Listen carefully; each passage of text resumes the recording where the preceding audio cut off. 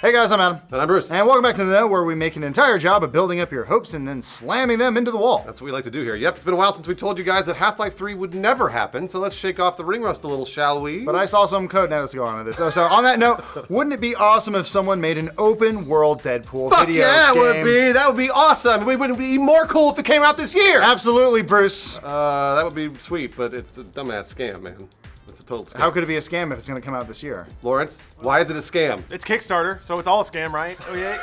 But this one especially, for the low price of $1,000, you can make this dream a reality. That's not bad. Yeah, the Deadpool open world Kickstarter.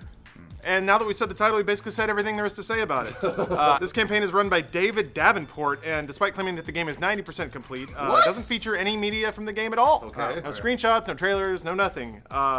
Well, he does have a picture of his movie stub for the movie Deadpool, though. So that's cool. That's good enough for me. Yeah, we know he did his homework, maybe. So actually, given the tone of this campaign, odds are he fished it out of a trash can near the movie theater where he was trying to scrounge up some lunch. Yeah, absolutely. Davenport promises the game will allow you to control Deadpool in Canada and New York City, and it will release in December of 2016. It's 90% done. Given that Davenport only needs $1,000 to get this project off the ground, he must clearly already have the Deadpool license and a massive dev team at the ready. Yeah, and he's paying for it all. Right? It's all out of his pocket. Yeah. This must be one of those tests to gauge public interests. Clearly. Sure. The backer rewards are pretty sweet too, right, Lawrence? Yeah, for $5 you can get in the beta. What? Yeah, it's gonna launch in July, so not that long of a wait. And for $10 you get an exclusive weapon pack. What's in the exclusive web pack, Lawrence? Just weapons, exclusive weapons. Here's the problem: the weapon pack doesn't hit until August 2017, Oh, wow. Okay, I'll wait. which is a surprising amount of time, considering he can put together a big open world game in 2 cities in about 10 months.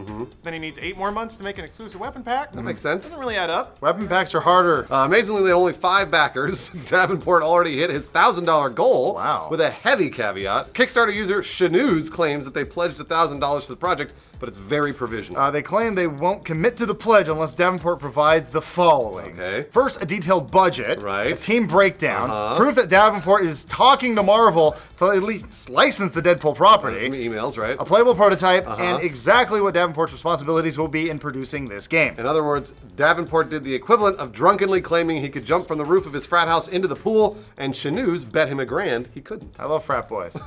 Sadly, the story probably won't end with an awesome YouTube video and a trip to the hospital, though, right, Lawrence? I mean, we watch those every week. It'd be pretty cool to see They're somebody great go, videos. I It's can make Friday. a Deadpool movie, fuck you, and then jump off a roof onto the ground. And then it's just an ambulance driving away. Everybody just like, he was a hero.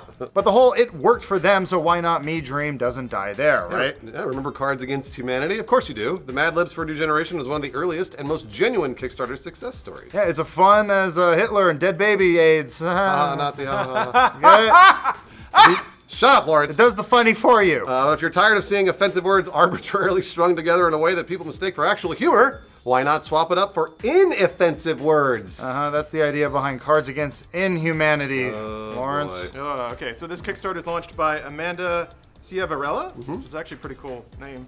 Promises to let us, quote, play a game that shows off our kindness, consideration, and love for each other. Fuck you. Because, you know, who doesn't love a good hug? Shut up, asshole. Guys, come on. In her pitch, Cia Varela wants to make a game that urges us all to come together without tearing others down or perpetuating harmful ideas. All right, the format looks similar to Cards Against Humanity, in which paired cards form a senseless combination of phrases that somehow entertains drunk idiots at boring parties.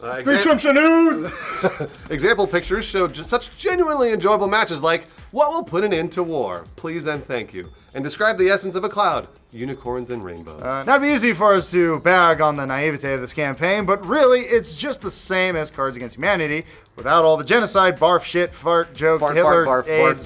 fart. So if you still believe in a world, shut up! So if you still believe in a world where people can be entertained with a cup and ball and a swell hello to their fellow man, you can contribute to the campaign's $3,000 goal. How's that number doing right now, Lawrence? It's got like $900, so There you go. it's marching on. There's a lot of churches around here.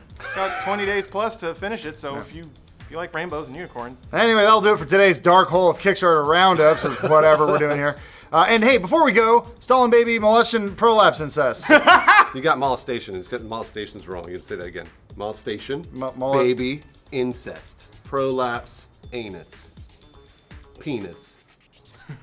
I ran into a security guard who recognized Lawrence and then recognized me, and then he like hung You out talking with me about at Juan? the gym. Yeah, Juan. Yeah. Yeah, I told him I was going to the gym last night because Lawrence and I were supposed to go. I was like, I was gonna go stretch out my back. Go have a good time. And I met Juan in the elevator, and then he asked me, he goes, hey, I have a question. You and Joel hate each other?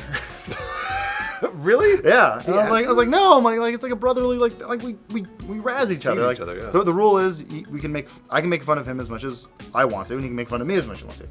Joel's just an easier target.